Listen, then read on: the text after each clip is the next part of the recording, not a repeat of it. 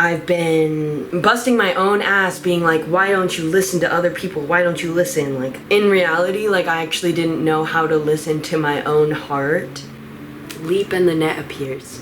Hello everybody, my name's Morgan, and this is my first video in months and months and months. Every year, one of my resolutions is to revamp my YouTube channel, and then I never really make it around to it, but I'm currently working my way through the artist way and feel really called to share this message with you. This is my perspective based on my experience as an artist the past couple of years, a young artist, a young woman artist. I think I'm gonna call this just how to listen to your heart. If you see me looking down, it's because I got my notes right here. I wrote this out on my commute home and just felt called to share it. So if you're feeling lost, really confused about what it is that you're doing and what you're after, this video is for you. For years and years, ironically, about the New Year's resolution thing, in addition to revamping my YouTube channel, I would always, I would say like 4 to 5 years now, one of my goals / intentions / resolutions has always been to listen more, to listen better, particularly to the elders and the trusted wisdom keepers in my life, and to also insight from God. I feel like I'm a doer, and I'm a sometimes talk shitter, but I know that, especially for a while, I was not the best listener.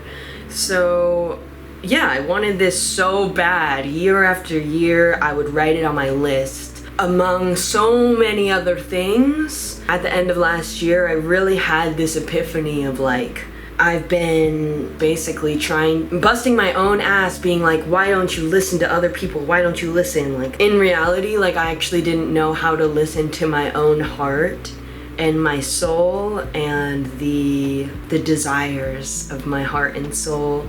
So I'm making this video for other highly sensitive people that may think their despair, these like dark feelings, are just a symptom of life and something that you just have to live with, that you just have to tolerate. I challenge / invite you to really ask, like, who says that just because I'm highly sensitive and I have all these things that I want, who's to say that because of that I have to be miserable for my whole life?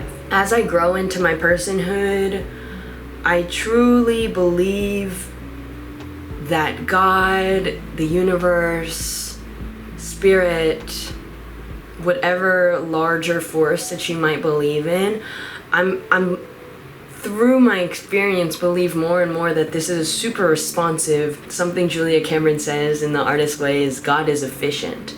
God is so efficient and so responsive. It's a force of nature, but you can be in conversation with that. And when we stay in situations that drain us, we are literally telling that force, as well as all of the people around us, even if your soul is yearning for more, by staying, you're really teaching yourself, no, this is good enough. I'm good right here. I'm okay. Denying your own knowing, denying your own sense of something about this isn't right. Something about this is still leaving me feeling depleted and sad. Something about this, even though it was my dream, isn't right, and I know it. But denying that, you're really not listening to yourself. That knowing is your heart and your soul. Yeah, when we stay in situations that drain us, we're really saying to God and everybody, I deserve this. This is how I deserve to be treated, so I'm gonna stay. But I really challenge you to rewrite that story. Some new stories for you to maybe consider. Again, I took this affirmation from The Artist's Way. There is a divine plan of goodness for you. There is a divine plan of goodness for me and my work. Truly believing that. And also believing that you deserve prosperity, that you deserve love in your life, Yeah, stand up. Have a spine.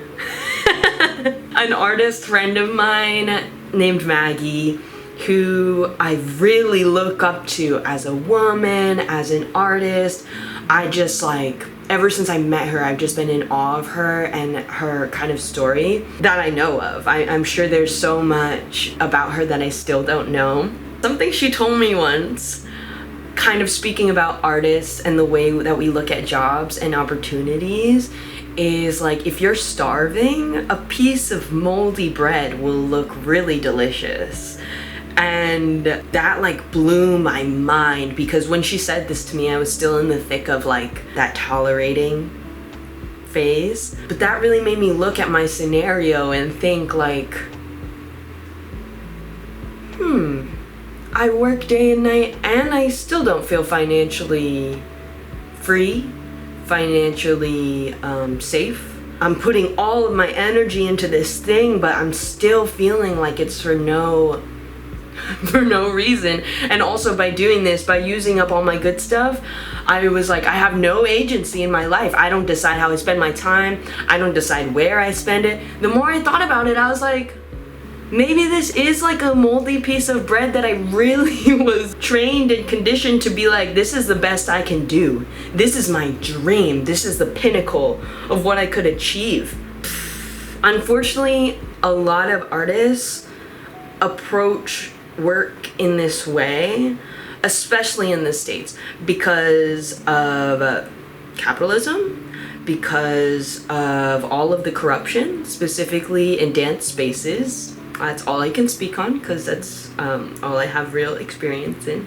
The scarcity of it all. I believe we're trained to look at any opportunity that comes our way as dancers, as artists, as something that might save us. Differentiate us from the rest of the pack, from the rest of the crowd, because we're chosen. Somebody wants me. Somebody cares enough about me and thinks that I'm good enough that they want to use my skills. But if you really take a second and think about that, pining for somebody to just choose you and be like, you're good enough, I'll get there in a second. I don't want to get ahead of myself. In actuality, most contracts are like that moldy piece of bread. So much abuse, no agency over the work that you're a part of, no freedom of your time, no financial freedom, and no space to seek. Seeking has been my word of the month. What do I mean by seeking? No time to be bored enough with yourself. So bored that you actually have to start listening to what your soul wants. When you're in the thick of it, in the thick of that like pedal, you just keep going and going and going, and even though the day-to-day drudgery, you know it's making you miserable. You lose more and more of yourself to it every day by just going back to that abusive relationship. And you might be asking, so what's the harm in putting in a couple years, getting that 3 years of experience or whatever the fuck, getting that 3 years of professional experience, and then being on your way and chasing your dreams? What's the harm in putting your head to the pavement, making it work, and then taking your space after those discoveries? But to that question, I'll respond with another question. Why wait? Reading The Artist's Way, asking myself to see my creative force, my creative energy as a well, like a river. If you keep pining and pining and pining for some authority's attention, and this authority, this person, this structure doesn't have your best interest in mind, you're putting your creative force, your entire heart, your child self, like you're putting all of this just into that person or authority's hands, or that system's hands.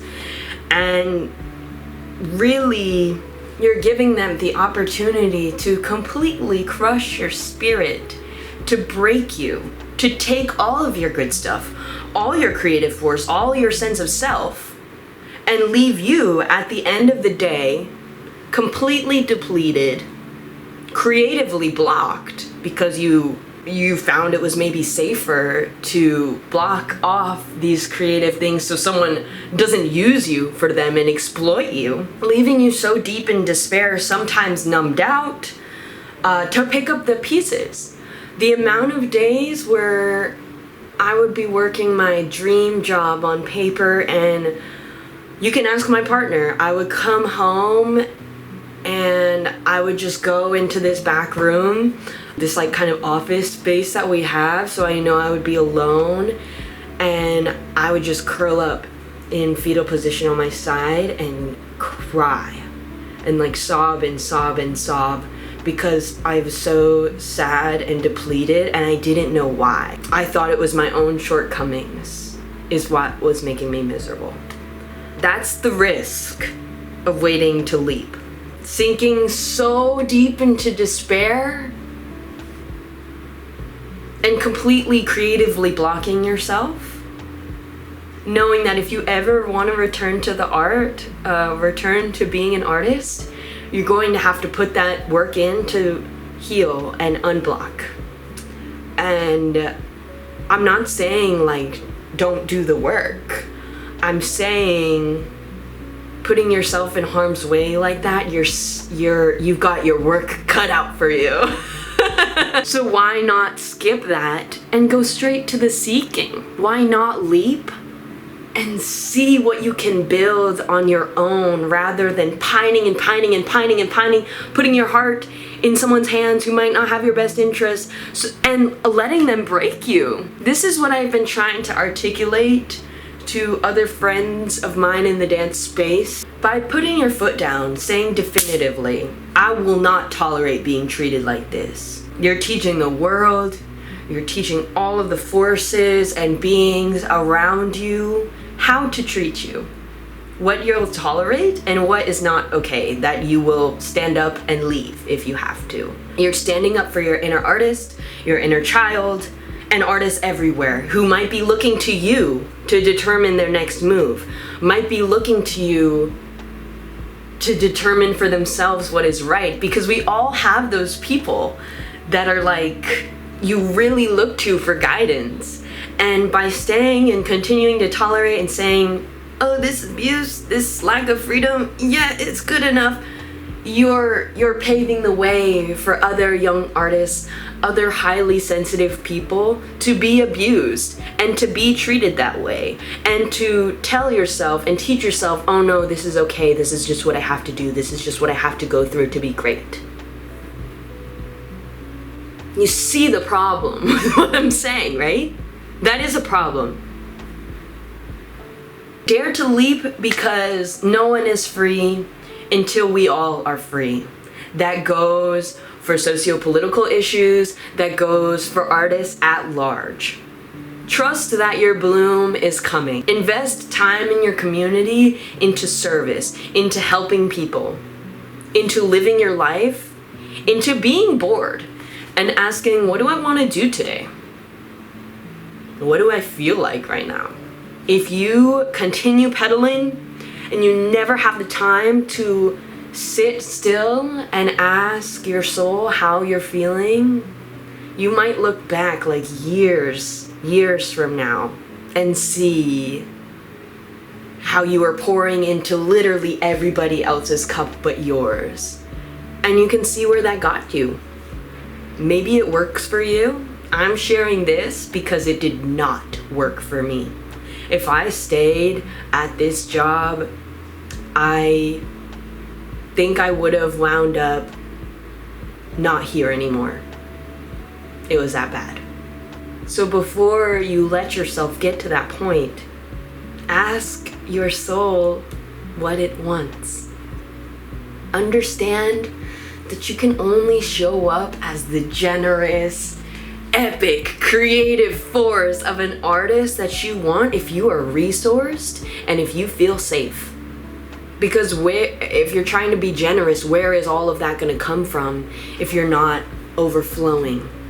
Because you feel so resourced, you feel so safe enough to be generous. Prioritize resourcing yourself, resourcing your inner child, finding spaces where you can be your entire self, your favorite self, your biggest self. And resourcing, what do I mean?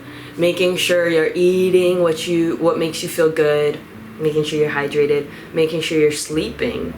Also making sure that emotionally you're letting yourself see yourself. If your daily routine leaves you feeling depleted, sad, or even angry, super frustrated, don't ignore those feelings. They can be your most useful navigators, like a compass, literally steering you to see where you're abandoning yourself and where you're leaving your needs unmet. Sometimes in service of a vision that really does not give a shit about you. Instead of pushing those feelings away or working yourself into a tizzy being like, why do I feel like this? I dreamed of this and I hate it now. Instead of literally spiraling about it, instead of trying to think your way out of it, or trying to rationalize staying put, because staying put in this job, in this position, in this structure is the safe choice. Really ask yourself, based on the severity of these emotions, of the feeling depleted, feeling deep in despair, feeling sad, feeling angry, based on the severity of those emotions, asking yourself, how safe is it really for me to stay here? Based on those signals from your body. And based on that answer, you can sit still, you can close your eyes, you can locate the despair, the dread, the anguish in your body. Really see it clearly. Notice if it has a color, if it has a tone or a texture, without any judgment, without any attachment or aversion. Really just receiving it and letting it be, and see how it responds to you seeing it, especially if you've been suppressing it for a while.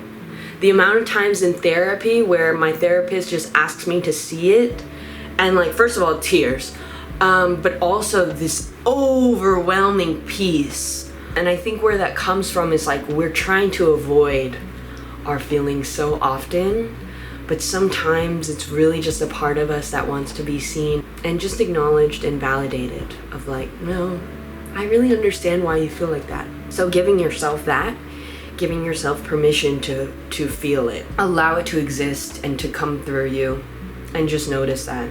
And if it's available, just gently asking the feeling wherever it is inhabiting, like you would a young child or a sibling, super, super gentle.